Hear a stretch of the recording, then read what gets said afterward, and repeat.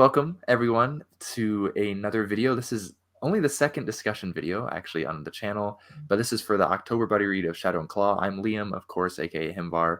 It's Liam's Lyceum, and I have the same guest I had last time. If you want to introduce yourself, Owen. I'm Owen Edwards from Owen Edwards Book Reviews. I've got a channel on YouTube where I talk about lots of things, but particularly classic sci-fi and fantasy. And also D&D stuff, if you're interested in that. And D&D stuff, yeah. It's kind of a channel where a lot of my traffic is D&D, but I pile on in the books, kind of reinforcing failure. Yeah. Okay, that's one way it's to a put crossover. It. It's a crossover channel. Yeah, it is. Anyways, so of course the October buddy read was Shadow and Claw. So that's the first half, sort of Book of the New Sun. So it's Shadow the Torturer and Claw the Conciliator. These are normally put together. It's nowadays normally published as one volume, as the Book of the New Sun, Volume 1, Shadow and Claw. But you love your classic paperback versions, don't you? So yes, I found these for pretty cheap, so I kind of pounced on them. Yeah. Shadow and Claw, but it's really one. It's Lord of the Rings, like, and that is one long novel. It is 1,200 pages, and there is like a coda or epilogue book which is distinct, but that's not part of the Book of the New Sun. It's just a kind of soft sequel. So we've essentially read, if you like, we've read Fellowship of the Ring, haven't we? That's the yes. Yeah. And it's it was an interesting experience, to say the least. I read these both, I think, probably in about a week, maybe a little over. I read a book in between them as well. Early October. I think you finished a little sooner, rather more recently. Yeah, I finished at the end of October. Yeah. Yeah, and so it's anyways, there's a lot to unpack here, and we're gonna go over a few things. We'll see how this flows, I suppose. I did want to just start off with this will be spoiler filled for the most part. I would also just, I guess, before we get into that, recommend you go and read this. This is really good. And so yeah. Our other discussion on Elric, we both enjoyed Elric, but neither of us would be like, this was the best novel ever. Whereas Book of the New Sun is definitely a challenger for best novel of the year, at least, isn't it? Yeah, I would say for sure. And in a lot of ways, even with these spoilers, I feel like it honestly wouldn't spoil the book so much. We both have reviews of this on our channels, so people can just go listen to spoiler-free reviews. True, and I will link both of those. So anyways, so I was just wanting to start with the start of the book. So as far as, I guess, kind of plot goes, so they don't actually ever explain why, but him and his fellow apprentice torturers are going into the necropolis, the graveyard, basically, to assumably get flowers, because he's mentioned getting flowers there before, but if I remember correctly, he doesn't actually say why in this case. And it's very pivotal in this, though, because he meets a character that we'll talk about more probably, but Vodalis, and he's meets Thea as well, doesn't he? Yes, he meets Thea. He meets some grave robbers. People are robbing graves for some reason, and they get caught, the grave robbers. But then Severian, our hero, the torturer's apprentice, intervenes on the part of the grave robbers, and is given a very expensive gold coin by the leader of these grave robbers, and that's just kind of what you're left with as the setup for the entire story, I think. Basically. He feels this connection to these rebels, these people who are in some way against the prevailing society. Yeah, it's interesting because he doesn't, as far as like I would say, like, characters or people that stand out, at least in my mind, to Severian would mostly be I'm blanking on his name, but the one master that's dead, the torturer that like trained him, Malrubius. Yeah, Malrubius. That sounds right. Yeah, well, yeah. The masters are Malrubius, Gerlos, and Palamon are the three torture masters you hear about, but Malrubius is dead. Yeah. And so, but besides that, I mean, he doesn't have like a lot of figures. Like he lived in this tower, right? He's a torturer, and you actually find out sort of that the tower was originally a part of like some spaceport, or at least that's my assumption. A futuristic central building, because they're all built of metal that it doesn't seem anyone understands how to repair. Yeah, and it's really interesting because I mean, I guess as also part of it, it's a dying Earth setting, Yeah. and in my mind, it's better realized than Vance's, at least in my Yeah. opinion. Oh yeah, no, I think Vance is incredibly inventive, and I think a great strength of the Dying Earth novels is their invention. And you wouldn't want to compare that and be like, oh, he's better. But I think there's the world building is incredibly deft. He very often suggests a lot more without explaining it, and the world seems pretty vast, confusing, decrepit, full of dangerous things. And you're often left for various reasons to do with his techniques and storytelling. You're left in the dark about what's all the details. So the whole world is a bit eerie, and so atmospherically, I think he's stronger than Vance. And I think there's also this thing where just there is obviously a richness to the world he's imagined. Like there are things like, yeah, you don't know, but does he live in a spaceport, that kind of thing. And he gives like his own translator's notes where he's like, oh, the animals are actually all kinds of different genetic hybrids, but I've called them a horse because that's what, we understand. So we know there's all this other stuff going on, this incredibly weird and fantastic world. It's one of the things, by the way, that I think would make it almost one of many reasons why it's not adaptable as a film. Oh gosh, no, I wouldn't even want anyone to try that, honestly. Partly because at the first hurdle, because the world building uses literary suggestion to create such a strange world that cannot be replicated, because you can't have the same trick where you read things that seem familiar but then you realize they're not familiar. Yeah, that's a pervasive feeling throughout the entire book. I would say actually that it feels familiar, but at the same time, nothing. A lot of times, it doesn't make sense. Like Severian, for example, I felt a good connection to him, at least at the beginning, like right from the beginning, at least. But he's going through experiences that I've never experienced in my life. Thank God. Yeah. But it's just like so. But it's Liam, really. have you never been a torturer's apprentice? I have not, nor have I been to a brothel. Yeah. So I mean, yeah. Well, it's so many things in those books that you just be like, that's the thing that happened. But did it? Did it happen? Did Severian go to a brothel? We're going to get to that. Yeah. Good. Yeah. Good point. And yeah, and that's interesting though, because to me, it's like he comes off. He's kind of like, there's a big contrast with him, because with that connection, right? What I'm connecting to is his humanity, but at the same time, he's insane, and he admits it. And it's just like, and I'm not insane, or at least I don't think I am. And so it's really odd, because that's half of why. Well, you realize that half of the experiences he's going through, they're weird, and it's because, one, the world is weird and the experiences themselves are actually weird. But he tries to make sense of it, and sometimes it really doesn't make like any sense. Yeah. This is kind of part of what we mean by the storytelling, is that partly because Severian cannot always understand how to explain something, not just the translation thing. Gene Wolfe is translating these far future documents that he's somehow got, but also, like, the narrator is an unreliable narrator.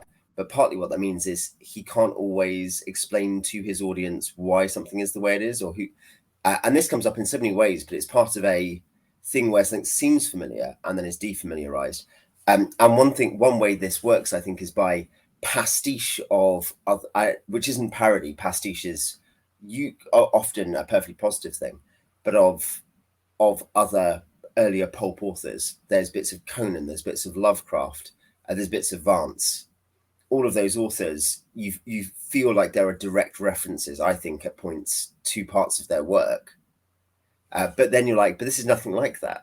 Like it's a really, it's very one of the many disorienting things about these books is how your knowledge, if you know any of the literature that goes into it, all your expectations are inverted. And that's not just if you've read Conan. It means if you know about heroic fantasy. Yeah, it's interesting. I like the word prestige, honestly. So actually, I just read a Conan pastiche, which was okay. But so but that got me thinking. I don't know. This is just a thought I literally just had, that maybe something like Baldanders and what's his name, the doctor, Dr. Talos. Talos. Okay, yes, yeah. That kind of reminded me, sort of. It's like maybe it's like a Fafhrd and Grey Mouser thing. They're not really similar in a lot of ways, but Baldanders is huge. I mean, if you remember, the Grey Mouser also has like training in magic, and Dr. Taos is basically a magician in some ways. It's odd. Anyways, those are some other characters we can get into. The way in which, because this is a dying Earth thing, and like the dying Earth, it therefore has a connection to our universe. There's other planets and aliens and stuff. And dying Earth novels are interesting that they don't really touch on that stuff on the whole, apart from in Rialto, maybe. But really, on the whole, it's just they wander around this strange world. They occasionally come into contact with stuff from other planets, particularly the demons and stuff, like in Eyes of the Overworld. But it's not really a massive theme comparatively. Whereas, of course, weirdly, Conan has the same thing. Tower of the Elephant. You know, there's an alien, but which is a great story. But the Dying Earth, there is this universe, and there are a couple of aliens that, or people from the future or something, who you meet, and who I think we'll get into again the narration, but are probably really what they seem to be. But it's just, you know, often Earth is URTH, Earth, our Earth in the future. It's such a backwater. It just can't kind of almost discuss these other things meaningfully. It's part of Severian doesn't have the vocabulary sometimes to talk about the things he's seeing. That's a good way. And I think that's part of what makes the sci-fi side of it seem so strange again. Yeah, I believe they're called cockagens or something like that. The aliens. That's one phrase at least for some aliens, but it's not clear whether it's. I think it is it's a generic term rather than a specific term. Cockagen. Yeah. Which is meant to be because they look at kakos is bad or evil in Greek. So Wolfe translates whatever the word is to be like, oh, they're evil born. You know, they're like weird alien things. But the Autarch has alien mercenaries in his army. True. And that's one of the cockagen, I guess, is an example of some of the weird vocabulary he uses. But that's kind of like what you said earlier. He's trying to translate something that, you know, you can't really translate it super well or explain it even super well in modern English. But I guess as far as also as like the setting goes, it's dying Earth. But I mean, I love the little bits he gives us. Like the moon has been terraformed, right? It's just covered in forest. And obviously, this takes place in the southern hemisphere, or at least it seems like it. Yes, it does. Well, pretty certainly, because you go north toward the equatorial jungle. So there is a place called Asia or Askia. I don't know how he pronounce it. I mean, an SC in Old English is a j sound, so I'm just assuming it's Asia, basically. But it's also not. There's no map, at least in my version. So same. And I don't think it would look really like our Earth at all, anyways. But along those lines, also, though, I think this is the character from the second book that interests me the most. Jonas does mention Paris, I believe, at one point. I believe it's Jonas. I know Paris is mentioned once. Jonas is incredibly ancient. In fact, Jonas, there's a point. Jonas, when they end up in this prison, and the people have been there generationally. Like their ancestors first came there, and they're still there, and they technically can leave, but doesn't really work like that. But it becomes apparent that the first ancestor one of them could name from thousands of years ago, presumably, was obviously Korean, has a Korean name. Exactly. And Jonas is like, this doesn't make sense. Jonas is just like, this is bizarre, because that's so Paris. And I think it's a bit, in that sense, it's a bit like in the John Shannon novels, that there are a couple of survivors from before this apocalypse in those novels. And they remember stuff that everyone else is like, what on earth are you talking about? Right. You know, I think Jonas is that kind of character. Yeah. He remembers what happened at a point where the world was recognizable to me and you. Yeah, and in that way, he's kind of an everyman, but a really different one, because he's also a robot, sort of. Yeah, which is one of the great gags almost. I don't know how else to put it, but it's almost a great gag that, like, you realize, oh, he's got a metal hand. That's how he's introduced, and you're like, oh yeah, prosthetics happen. But then he says at one point, he's like, oh yeah, then they had to put the only replacement to repair me or to help me was flesh, and you're like, oh, so the metal wasn't the prosthetic. Maybe that's another category. We talked about world building. Characters, I think these are interesting books for characters, partly because, particularly in the first book, there are so few that really have coherent selves in the narrative. Like that in the first of these books, Shadow of the Torturer, there's Severian, there's his masters at the Torturers Guild, there's an aristocratic prisoner they have to torture called Thekla, who he falls in love with, and that's why he rebels and is exiled from the guild.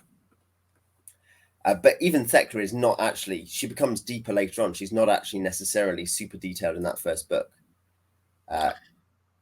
which I think is interesting, that you get a lot of Severian. But then in the second book particularly, you get characters who are in the first book, plus at least one new character who are become increasingly deep and important. You know, from the end of the first book through to the second book, you get more and more characters who are developed. Yeah, but at the same time, though, the cast is almost the exact same, but it doesn't start out that way. I mean, because Jonas is met at the end of the first book. Yeah, you don't know it's Jonas. A second book character. Yeah, yeah. But the other key characters, most of the other key characters are there for about a third of book one, or half of book one. So there's Agia and her brother Aegis. They get introduced about halfway through book one. And then there's Dorcas and Hilgrin and Dr. Talos and Baldanders and Jolenta. Yeah. And they all get introduced about 2/3 of the way through the first book. And they are important the whole way through the second book, all of those characters to some degree or another. And then in the second book, there's a couple of characters like potential. Well, I guess you don't meet Father and I necessarily. Who know? I don't know. Maybe you do. You get that Nicorette, though that's only for one chapter. So it's interesting. You go for it. I was just gonna say it was interesting because all these characters played different roles. Because it's Agia, right? The girl he's like kind of into. Yeah. I keep on forgetting their names. When her and her brother, or mostly her brother, I suppose, get in trouble, they blame it completely on Severian. Yeah. Even though, as far as it, I mean, at least as far as I read it, Severian did nothing wrong. And so it's just like, but to them, it's like completely his fault. And they're like, hey, yeah, you got to repay us and stuff like that. And she's just like, what? Just, no, I'm not doing that. Well, yeah, but the particular thing being, they're like, because you did this, you'll have cost us some money in this way by not choosing to sell it to us. Right. Where we offered you a good price. And this is for his high-tech sword. His high-tech anime sword, Terminus Est. Terminus Est, yes. Yeah. I love that sword. But that's one thing, is that the idea of read the world building, the idea that you've just got baffling rules that you don't understand. But no, I think the characters are often really interesting. One thing is they are problematized by what we should move on to, because we've mentioned it several times. They're problematized by the narration, the fact you don't actually know where they've come from or who they are sometimes, which sounds like a really big downside. It's not a downside, but when you're saying, oh, this character, basically, if you read a book that was fairly straight down the line and you had some of the characters in this, you'd be like, they're kind of doing stuff for no reason. I don't really like that character. But here you're like, oh, once you realize some of what's going on, you're like, oh, okay, what is going on with that character? Right. And he doesn't explain it like explicitly, because in some ways, like, I feel like Dorcas, as an example, is pretty obvious. I mean, the chapter that she's introduced in is called Dorcas, but Dorcas's name is never mentioned in the chapter. The old man on the boat just keeps on calling her Koss. And you're like, this is the same person, right? You just drop the door. It's a nickname or a pet name. And it's just, but at the very end, assuming it's her, she appears by grabbing Severian's hand. And that's how the chapter ends. But then she's in the next chapter and she's like, I'm Dorcas. I don't remember anything, but it's never like connected by any of the characters that this is probably the point being that he has a device, the core of the conciliator, which can raise the dead seemingly. Mm-hmm. But that's not made explicit in those chapters. That's really only raised later. That's the thing that it does in the next book, really. Yeah, and I think that there's I mean, we kind of get a hint of it to do with Agia being hurt, don't we, or whatever? Like when when they accidentally, inverted commas, steal it from the holy temple where it's stored. Yeah, that's so another thing. In that sense, we kind of know, but there's lots of things where basically a big theme of Wolfe. I think Wolfe thinks his audience are clever. Yeah, I He thinks appreciate his it. audience can work stuff out. It doesn't come across, and I think you mentioned this in your review, and you see this, people talk about it. He never comes across as if he's being clever to toot his own horn. It's not kind of like baffling. It is often baffling, but it's not like baffling and intricate just to prove his cleverness. It's actually that there's always enough there for you to pull the thread on. And so some of these things are not completely clear till afterward, but you do piece them together. So we should really get on to the fact all these things, everything we mentioned, like the world building, some of it's confusing because you don't know what's real. Oh, the characters, you don't know where they come from. The big problem here is that Severian is maybe the most thoroughly realized unreliable narrator I've ever read. Severian claims to have a perfect memory, or at least perfect recollection. He changes it to, and maybe he does. I don't think we're meant to come away thinking everything he says is a lie, as in it seems like he is able to, but like there's something else going on. And he says very early on that he's partly insane. And I think that manifests in lots of ways. And I think that those things are important enough that they come up multiple times in some way, like his anxiety or his insanity or his inability to process stuff, his ability to remember seemingly everything, but not always be able to articulate it or to be able to you really can. And I think that's the thing, that because Wolfe is putting the thread out there that it's very obvious what's going on, and so you just have to tug, and then you realize that there's loads of stuff that happens that you thought either didn't made sense or was very pulpy, like I said, pulp pastiche, but is actually, so for instance, coincidences. One that comes to mind sort of when you say that, I don't know if I could call it a coincidence particularly, but it kind of going back to Agia, he always assumed that Agia had stolen the Claw of the Conciliator and put it in his bag. That might be the case, but there is a moment when they're talking to the Pelorines, is that what they're called, I think? Yeah. And that lady says something that makes it sound like the Claw will go to basically the Chosen One. And so I'm just like, it just sounds like the Claw just teleported into his bag. Like, that's what it made me think of. But yeah, and if it's high tech stuff, maybe that is what happened, But it's Clarkian science magic that it's they Clark-tech, wouldn't understand that. The idea that there's something where Severian presents a case with certainty, he tells you this is the case repeatedly, but you don't really have to believe that. That wouldn't necessarily, and you see that, like the idea of him reporting something to you that by the time you've read 2 books of this, you realize can't. So there's characters who he keeps bumping into. In like the most implausible is this guy called Hethor, who ends up being his servant, and it's not really clear why, whilst he's still in Nessus, but then he loses him, and we never really hear how they lose their friends. They get, after an incident at the city gates, they can't find them, but then it turns out they don't really look for them, and that's a conversation that later gets had, as if Severian didn't want to find them, maybe. But then why didn't he want to find them? Well, but then this servant next turns up, not with the rest of the party that has been lost, but in a random place hundreds of miles away, while Severian is on, and his friend Jonas, who is actually his friend, who's a good guy, are on the run. And this guy Hethel's like, I found you at last. And he leaves him immediately. Again. And then that's meant to be funny, by the way. That is a moment I think that I'd be like, he's like, I think the narration is just like, I feel like he said, "Please don't leave me, master." I looked round and spurred my horse on, or whatever. He's like he's like an annoying puppy or something, honestly. But is he? Who knows? The same with Dr. Talos and Boltanders. Who are they? He comes off insane, honestly. Apparently being Dr. Talos's dad, is he? Where do they live? What are they doing? That was implied, but that was weird. But the point is also accidentally meet Dr. Talos and Boltanders again. He loses them, and then he ends up in exactly the same place as them, and ends up doing another play with them, because masks and drama are an important theme in these. Indeed, it's a kind of mystery play, isn't it? In a medieval mystery play kind of way. And like, what? Why does he keep bumping into these people? Oh yeah, the Autarch. There's a brothel owner in the first book. Turns out it's the Autarch. By the way, the Autarch is also in some way the agent of his arch enemy Vodalus.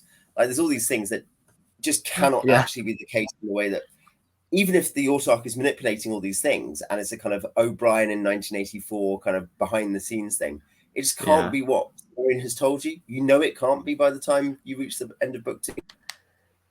Yeah, it's just like, I mean, it doesn't make any sense, but in like that case, because it's like he meets Vodalus at the beginning of the first book, he meets Hildegrin later on in the book, and at the end of his experience with Hildegrin, he's like, "Hey, I know you. You're Vodalus," and and then he meets Vodalus in the second book again, eats someone, and then he meets Hildegrin at the end of the book, but he calls him Hildegrin. It's not like, "Oh yeah, you're Vodalus. Yeah, so you're Vodalus. I'm going to call you Vodalus." You know what I mean? No, he just calls him Hildegrin again. It's just like, and Hildegrin is giving him a message to take to his agent, who's going to overthrow the Autarch, but that agent is the Autarch.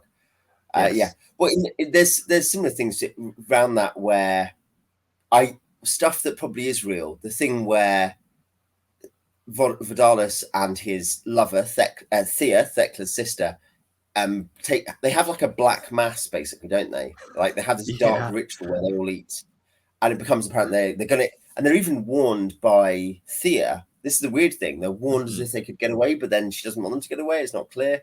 That they're going to eat someone, and then because they're using a drug, that means they'll then remember the experiences of that person, which then creates a whole thing where the unreliable narrator that is Severian also begins to have like confusing delusions of being someone else. Yes, and that was one of the things actually when connected to that, when I read the chapter of them eating Thekla, the way he wrote it, I was not actually sure he had eaten someone. But it becomes obvious later on when he is having these memories put on from the Alzabo or whatever that drug is. And so it's like, obviously he did, or else he wouldn't be getting these memories and having this confusion, where he's got like two personalities almost in some parts because he thinks he's Thekla. Well, but even other people think he's Thekla. Like, the little girl is like, I saw a woman. Yeah, this is there's not things like that. There's just various moments which I wouldn't even call them creepy. There's just moments which are kind of like, radically disorienting. I've used that phrase before, but just that suddenly shift you and you're like, what's going on? Right. And speaking of disorienting, the witch at the end, who is basically like some cosmic being from the outer darkness or something, they like go back in time, but like only like kind of in the spirit. And I don't know if that actually happened, but it's kind of weird. And they go back, and I can't remember his name, but because they only mentioned it like once or twice. But it's a guy that has some name, and it's totally the Conciliator. Like, I'm pretty sure you're supposed to make that connection that it's the guy that is the statue that was at the torturer's tower. Yeah, he is the same guy that was the tomb that Severian used to hang out in on his own as a kid. Yeah. But that was a weird scene anyways. That didn't make much sense to me at all. And then he wakes up and he's down on the ground and it's raining, I think, and Dorcas is crying out to him. So, but and then it that's ends, the end of the book. Yeah. It's the same as the first book, Dorcas crying out. I did not notice that. But now that you say that, that's true, huh? Yeah. But there's one thing, and I mentioned this in my review, and we talked about it a bit, but I think there is an exception to this rule of like radical disorientation and not knowing what's real. Characters, you don't know who they are or what they're doing, or like whether you can trust them or not. Or is the Autarch a good guy or a bad guy? Is he running the whole show? Is he manipulating? Vodalus is working for Cthulhu, basically, and is allied with all these weird aliens. But there are exceptions to this kind of thing where Severian is a confused, insane man being manipulated by forces beyond his control, who may well have a great destiny that we don't know about, because we're told, oh, he's just a random orphan, but everything else points to the fact he's not just a random orphan. But there are, indeed. But I felt like I could identify 3 characters, maybe you'd disagree about them or you'd add some, who don't match that pattern of deceit, masking, confusion. So whereas so many others do. The Autarch, is he a brothel owner? Is he the Autarch? Talos and Bulldanders, are they actually traveling players who are raising money to dig a ditch? Base of their story. All the Gilenta literally is just got massive plastic surgery and kind of tech magic. But the people who are exceptions to that are, as far as I can see, Dorcas, Jonas, and a woman in the antechamber, the prison of the autarch, called Nicorette, who just is like, yeah, I've come here to be with these prisoners because they're unjustly imprisoned, and I volunteer to be with them until they're all allowed to go. They also have the most normal names in my mind, at least. But and it's weird because none of them are normal. Dorcas is presumably a resurrected dead woman from a lake who doesn't remember who she is. Yes. And Jonas is a robot who has become human via having flesh put on him. And Nicorette is a woman who enters and disappears and otherwise doesn't seem to play any major part in the book. But that they bring a much greater sense of normality and humanity to Severian. Yeah, they're I think honestly. Sorry, go for it. I was going to say that they're my favorite characters beyond Severian. I mean, I know Nicorette only shows up for about a chapter, but she was a really interesting one to say the least. Yeah. No, and I think some of those themes about, I think there are themes of redemption, of growth, of what makes us human, and I think those characters are major parts in, how that story is played out. And Thekla as well, as far as we can tell. To be fair to Thekla. True. There's not much deception to Thekla either. I mean, thinking about it, there is the horror that is Chatelaine Thekla, and then you also see her in the Autarch's palace. So I don't know what's going on with that. There's also maybe Altan the librarian, who doesn't remember what time it is, but is just much less. But even the masters, the torturer masters, there are these people who are often in weird situations who aren't necessarily important characters, but who maybe, I think there's things where you can see they are human, and I think that question of who people are and what makes them human is a major question, and I think maybe that's one of the things is that you were saying about talking to people like Severian's a bad guy. I think officially Severian is not a bad guy. I think Gene Wolfe would say he's writing a story about he is a protagonist, not an anti-hero. But also he's trying to be good. He just doesn't. He's just completely screwed up. Yeah, I mean, well, he's raided by his torturers around Min 100% of the time, unless he had to go to the witch's tower, and or the people that were victims, obviously the torturers, and so that reminded me of one thing, but like because he does seem like a good guy. Like I mentioned in my, I think it was my Claw the Conciliator review, that he goes on and is going on this huge like monologue kind of about rape, and he doesn't explicitly say rape is bad, but you can tell by the voice that he's saying it all in that he thinks rape is bad. It's not like, even though it seems to be societally normal. Like there's this thing where, like, there are loads of things in the far future in this decadent dying Earth where basically doing really bad things by our standards, in the 21st century, they're just normal. You just do these bad things. You torture people, that's fine. Like you attack or you rape people, that's fine. The idea that you have like a multivalent, like multiple groups of elites who basically, don't seem to function or do anything useful, that's just fine. It's all determined by height. That's literally a thing. But he does seem to have some sort of, he has a conscience which isn't given to him from outside. You know what I mean? Like, it is not something which he's nurtured into. He's not nurtured into the instincts. Even the fact he ends up originally being interested in the rebel Vodalus, who eventually turns out probably to be a monster. And that's the thing where, that's he seems to come to that realization by the end of the second book, because Vodalus eats people and wants Cthulhu to take over the world. It feels like he's a bad guy. Yes. And at the same time, it's something where the reason that he saw Vodalus as an avatar or a symbol of something that wasn't this decrepit, sort of decaying, cruel world. Right. And the fact that Vodalus or Vodalus doesn't have a solution doesn't mean that the instinct that Severian had was wrong. So he has a conscience, basically. Yeah, he almost worships him initially, and then in the process of the Claw the Conciliator, he comes to really not care at all. And which is interesting, kind of like you say, because he doesn't explain it. He's not like having an internal monologue, like, like, man, I trusted that voterless guy, I looked up to him and stuff like that. It's just like, no, he's just like, yeah, I don't want to do this, like.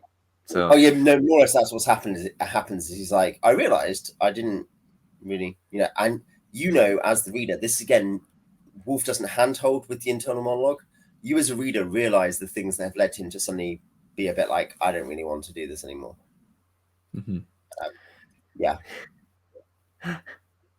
Good. Yeah, gosh, the whole, man, I'm sorry, the Vodalis thing just holding me up. The whole eating people thing was kind of really caught me by surprise when I was eating it. I was eating it when I was reading it. And I was just like, I ate the book so I could understand what was going on. Just so I could understand the memories of Gene Wolfe, the author. Yeah. It's a really strange moment. I would say it's not like the book is very rarely explicit. Like you talked about this, I think there are one or two torture scenes which don't describe torture but describe torture adjacent things. Like it was really painful. It would kind of do some kind of weird thing with their skin. Yep. There wasn't anything that explicit, but it's something where it was a world where weird, nasty violence is evidently just normal. Mm-hmm. People fight with like poisonous razor blade plants for no reason, for no good reasons. Yeah, yeah. What? And then there's their mutant plants for you, and then which is also that's a pulpy thing too, for that matter. Yeah. So, but yeah, there's all these things that happen that just are casual and strange, and people. And there's, if you want a kind of unreliable narration within the unreliable narration, there's he's hired to do a passing execution of a woman who says she's innocent, but like the woman's like, no, she did this terrible thing. And then afterwards the woman's like, oh yeah, I got her, I tricked everyone, I was so jealous of. And there's this thing where you almost see the kind of unreliability and casual cruelty of the world in this interaction. Yeah, the whole which execution was a show, and it was different because I mean he doesn't put on a show in the other one. He's executed people before. I mean Agilus most notably.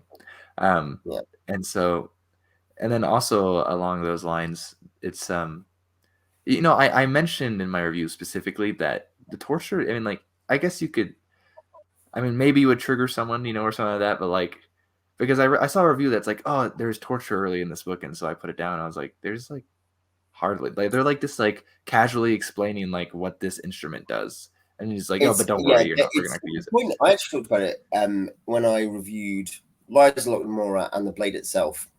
More modern books, obviously 2006 in each case. These books, Book of the New Sun, are from 1980 and 81, the first two books. But those two books both have, one has a torture in it, The Blade itself, and one has torture scenes. And it's something where, I'd say this had less explicit stuff than either of those books did. I actually thought the surprising thing was Blade itself, with the torturer, did not actually have very detailed torture scenes much like this. They both actually don't, they tell, don't show. You know how like telling and not showing is sometimes a much better idea, contrary to popular advice.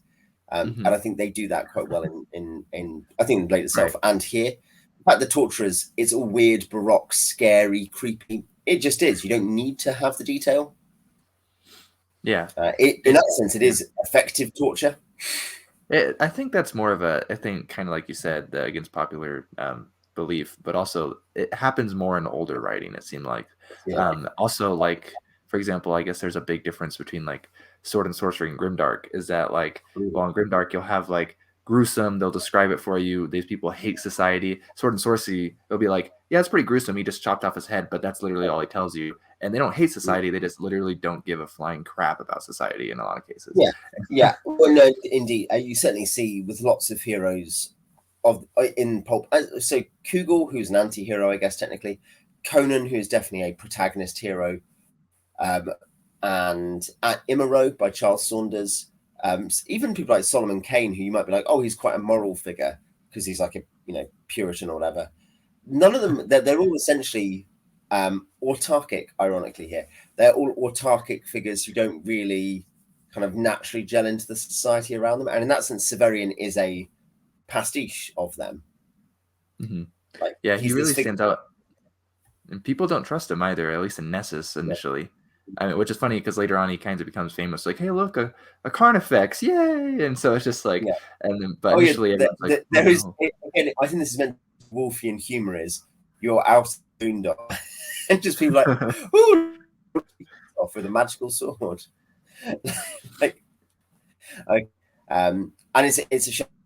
That's the execution scene is really interesting, by the way. On that, the idea of theatre or the show is so, and masking is so significant in these books, partly because it's obviously connects to the theme of unreliability and confusion.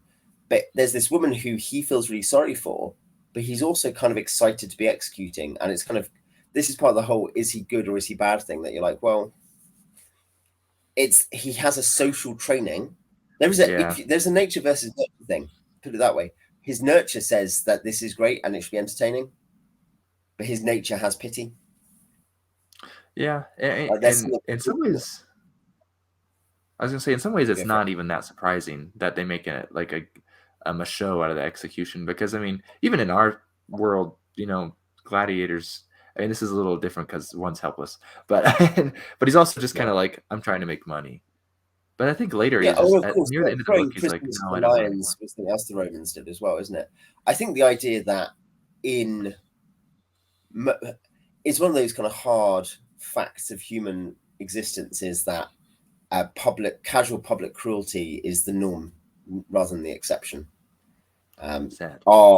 Our relative aversion to it is for all kinds of reasons, but it's not historically normal. And so in this far future society that has completely different moral basis to ours, of course, casual public cruelty is back on the table, is back on the menu, if you will. And that's why, even though it horrifies him that happens, and Jonas is also like, Jonas doesn't eat because he knows how to trick people because he's a robot. But Jonas is obviously like this. Jonas is more of a human. That's the point. Jonas is like, this is weird and wrong, and people shouldn't do it. Jonas is the one who is like, the antechamber is weird and wrong. Like, Jonas objects to these things. He thinks they're wrong and beneath people. Yeah. Well, he starts going like crazy, and then because he's like a portal or something. Oh no! Here's the thing: because the aristocrats at the Palace Absolute, the House Absolute, sorry, the place where the antechamber to the Autarch is, which is a prison. This is a memory that he has, which is that Thecla, this woman who wasn't a bad person, nonetheless, as a teenager, would go in with like an energy whip with her friends in the middle of the night and start whipping the prisoners just because it's funny. And Jonas gets injured doing that. So Jonas goes mad because he's injured. I think that's what happens. Yeah. Which is just, again, so interesting. Just that you're presented this thing where casual cruelty is the norm, and that's what literally drives Jonas mad. Yeah, and some of those people were at least in that prison, didn't seem to care they were there. But then, like, they just like kind of escaped pretty easily. It's just like, I think that's the point. Partly because it becomes clear people can kind of just leave in some cases, but they don't, because there's not even really guards in the way. Like, remember, when he wants to re-enter, there aren't any guards on the door. Yeah, that's true. And he's sneaking around and he just walks back in to find their stuff. Yeah, true. This one thing, I don't think it's important to say, lots of this stuff, I think if this was in a normal novel, you'd be like, that sounds really stupid. But when you realize this is all, and hey, people might not enjoy it, but the point is, this is all on purpose. It is a thing where all these people live at. It is literally the waiting room, and it's something, but it's also a place in this literally quite dark place of meaninglessness and nihilism where people are just trapped. It's also the place where he meets Nicorette. It's a place where, like, there's a connection to human history and to reality. He descends into darkness and finds light there, much like he does underneath the mountain with the man apes, because he heals them, because he just feels sorry for them. After he chops the man ape's hand off, they come to worship him. You're talking about him being the chosen one. The man apes come to worship him because he has pity on them. Yeah, that whole scene was like, it made me wonder if they were like genetically modified on purpose. I mean, obviously this is presumably millions of years in the future, it could be, and at least a long time. I'm just thinking Yeah, back on like the dying Earth, like Vance's, because there is a point where he makes it seem like it is a million of years in the future there. So I was just kind of assuming that's here. And it's just they have their weapon is made of gold. There's a giant monster in there. It's an ancient city, and then but yeah, he just takes out. I think was it the claw coming out though was an accident, wasn't it? I think. yeah, Um, yeah. I think he uses Terminus Est, I think, to chop someone's arm off, mm-hmm. and he's running. But then when he has the claw, they are like, "What's going on?" They're scared. Uh-huh. Like the claw impresses them in some way, obviously. Yeah, and he had gone there to meet Thekla, because Agia, who doesn't show back up after that. So Yeah, yeah. Well, and there's a whole thing where he refuses to kill this woman who has basically been tormenting him for 2 books or a book and a half. yep. And he's and that's really interesting too. That he just and then Jonas is like, he's like, I didn't kill her. And Jonas is like, oh, she'll cause trouble in the future. And he's like, yeah, See that there is his humanity there. That doesn't sound like yeah. an evil character to me. Oh no, I think that's the point. Is he constantly has foolish he offers unearned love and mercy quite a lot, doesn't he? Yes. And that's his intuition or instinct. This is the point I was making about like, but here's the thing: so do the other torturers, like his masters. Remember, like one of it is it Palamon who ends up kind of like saving his life, obviously, or whatever, I think it was, yeah. Yes, I think Gerlos is the one who is like more or less convinced to have pity on him or whatever. Uh-huh. But yeah, the fact that there is still, even in the Torturer's Tower, which is a really weird, sterile place, there are still things which are really like human, even there, that can't be eliminated or erased by the society they're in. So that the fact that they have a patron saint who is a Christian martyr, who's executed on a wheel, and there's a whole thing almost like her the annual play about it is her absolving them essentially. Mm-hmm. As in that there's this kind of wickedness they're drawn into, but they're still loved, and they still have these things where the masters do kind of love the kids, but it's also screwed up that so I think I remembered. Here's the thing: like this isn't really on topic, but doesn't he meet some random aristocrat whilst he's looking for that crippled dog? Do you remember that at the start of Shadow? Yeah. Wait. Does he? I think he may. I forgot about the He's looking dog, for the honestly. dog, and they end up on a launch on like a helicopter pad or something. That sounds somewhat familiar. Here's the thing: anyone watching, this is the thing that we read 300-page books, so I guess it's quite long, but there are just so many things. Oh, by the way, there's this entire thing that happened. Yeah, the dog is a good point of also his humanity, I feel like. Yeah. And one thing I just remembered Early though. on, there's a dog. People are like, you got to kill it. Yeah, He doesn't kill it. and it runs away. But I mean, he even dreams about it later, just like Master Malrubius. And I also thought the blind librarian seemed pretty human to me. I liked him. Yeah. And there's that one guy he meets in the hallway before he talks to the librarian. The one guy that he sees again in the House Absolute or whatever in the second book, which was confusing because it made it seem like it was all the same place. And well, he does say he's like maybe the library stretches the House Absolute, or maybe the House Absolute. Geography in this book is intentionally confusing, partly due to the madness, I guess, but partly just because it's not a world that makes sense. We talked about this briefly, didn't we? There is a thing where like Severian is with this guy walking around looking for stuff, and then he's looking at paintings in a hall with the picture restorer, who Liam's talking about. And this guy goes around saying, oh, by the way, these are the pictures by the autarch, but they're really terrible pictures. But then they find some other pictures that are quite good. And this is a very, very strange, confusing passage. Except the kind of picture restorer is a nice guy. And then he's like, oh, I like this picture. And he touches it, and then he falls into a room, and the door shuts behind him. But then the room isn't even the right shape. It's like a rhomboid with false perspective, which is very... And then the guy who walks in, then this is who is a brothel owner, who actually is the autarch, the ruler of the whole of the south of the world. Yep, and an in agent this of rhomboid Vidalis. room. Yeah, who is in fact an agent of Vidalis who wants to raise Cthulhu. Sorry. I don't really feel like it does feel like a fever dream you're describing or I'm describing. Like, by the way, I had this dream where all these things happen. But just the fact that the geography of this room is intentionally broken, where he has this meeting with your child. That's funny though that you say it does sound like a fever dream, because that's exactly what happens. I mean, like, that's just straight up. That's not even us being confused. Like, that's what happens in the book.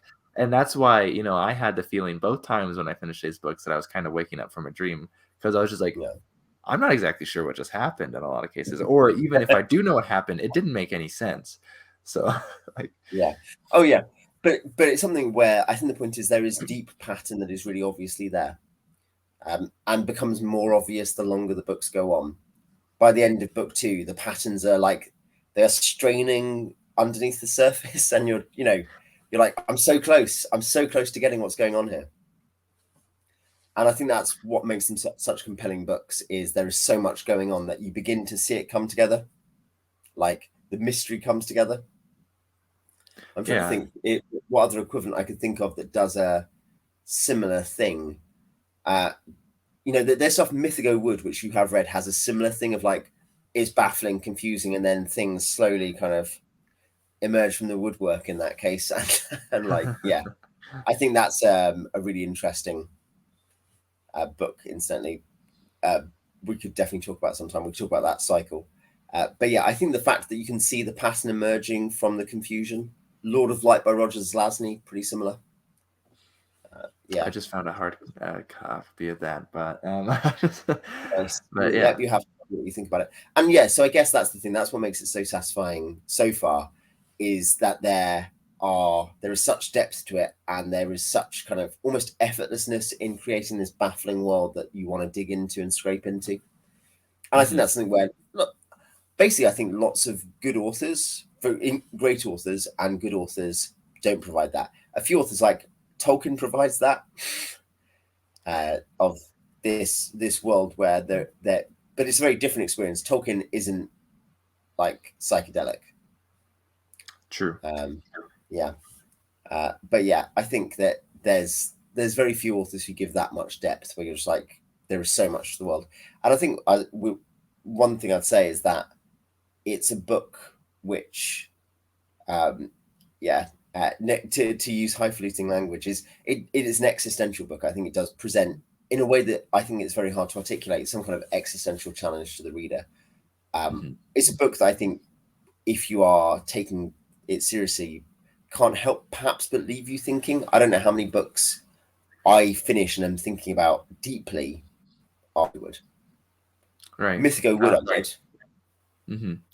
Not a lot. But say, I mean, one that comes to mind, that you kind of mentioned it, was the Lord of the Rings, I'm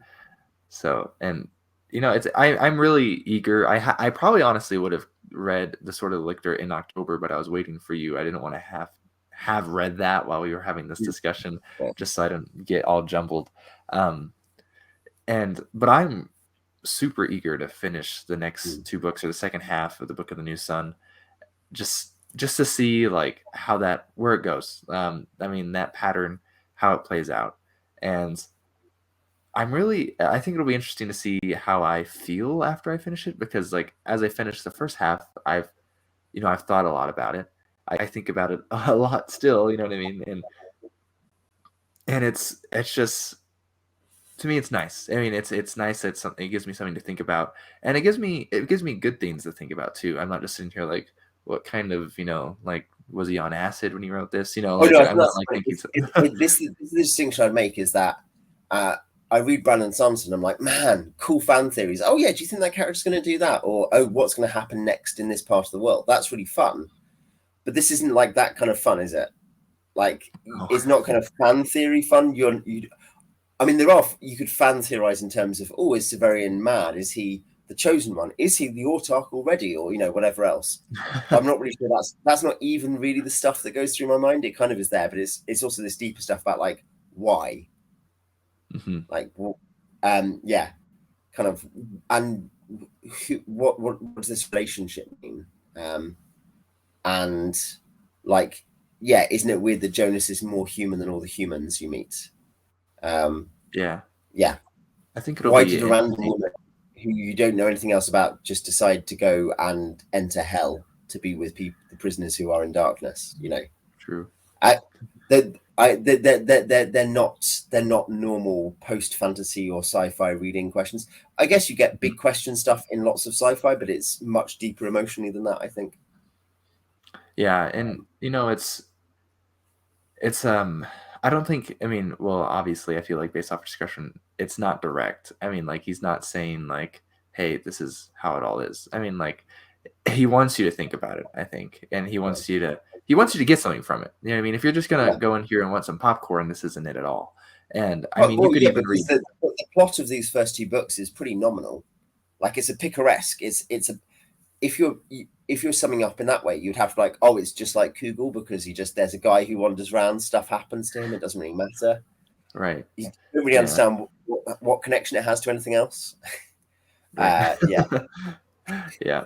So it's interesting to me because I'm interested to see how, in a way, I feel like it'll be somewhat I still have this thought. I think of Lord of the Rings a lot, but I feel like Severian is becoming more human, sort of. He's kind of getting more life into him as it goes along, and he's kind of dealing with the fact that it's sort of a coming of age. He was just a torturer's apprentice at the start, and well, that's he's exiled as a teenager, presumably. Mm-hmm. Yeah, he's not very old at all.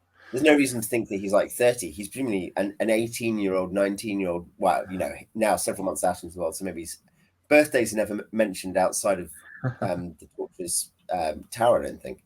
But yeah, you essentially just have them going on, and then he's like presumably a 17, 18, 19-year-old wandering around with a giant sword and a band of confusing friends who may in fact be monsters from other dimensions.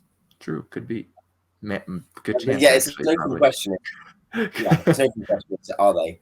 But yeah, and I think no, I think the idea that he is becoming more real, and it's interesting when you compare that to the madness arc of the narration. He's a madman who can't describe things reliably, but he's also someone who you see becoming more real. Like, he's not a liar. That's not really something that he is someone who feels the things he says he feels, and as far as I can tell, anyway. And yeah, I'm really interested to read the third and fourth books in that. There's also the coda to the Book of the New Sun, and then there are two. They're not sequel series; they are shared universe series: Book of the Long Sun and Book of the Short Sun. Who I know some of our conversation partners on it have also read. I'm very up for those as well in the future. I think Gene Wolfe has cemented himself for me, having read one book of his before, Fifth Head of Cerberus. It's more confusing than this, so I think that. Yeah. Cemented himself, I think, is one of my favorite authors from this.